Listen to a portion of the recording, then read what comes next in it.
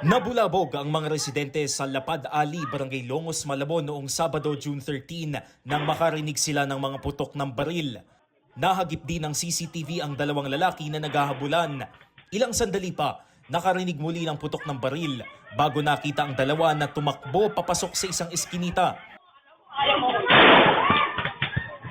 Hindi nakuna ng CCTV pero namatay ang lalaking nakaitim na sando matapos tamaan ng bala sa dibdib. Nagkaroon sila ng away ng biktima, kaya nagresulta sa ganitong pangyayari na kung saan nabaril niya yung biktima.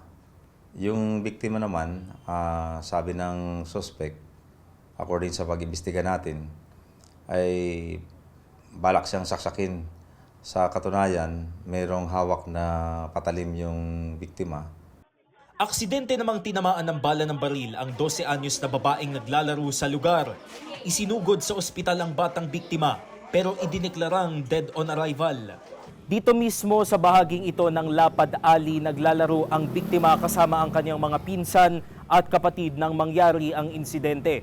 Kwento sa atin ng isa sa kanyang mga kalaro nang magtakbuhan na ang dalawang lalaki at magpaputok na ng baril ang sospek.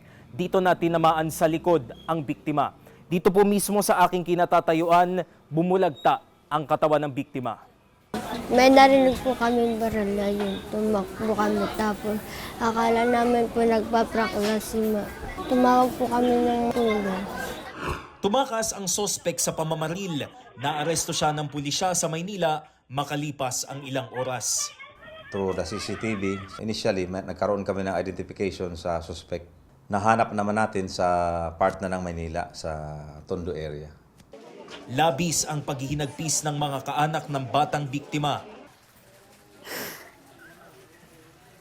Masakit din po eh. Dami pang pangarap ng anak ko eh. Gusto niya makatulong sa magulang sa akin daw po, pati sa mga kapatid ko. Iaangat niya daw po kami, gusto niya makapagtapos. Ayun ang pangarap niya po, pero wala na po eh.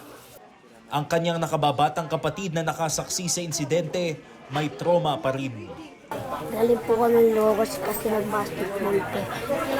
May kasama po kami matanda. Ako po sana yung matatamaan po. Tapos sabi niya po sa akin, tumakbo na po ako.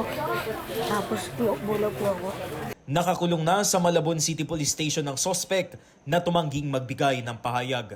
Mahaharap siya sa 2 counts ng murder.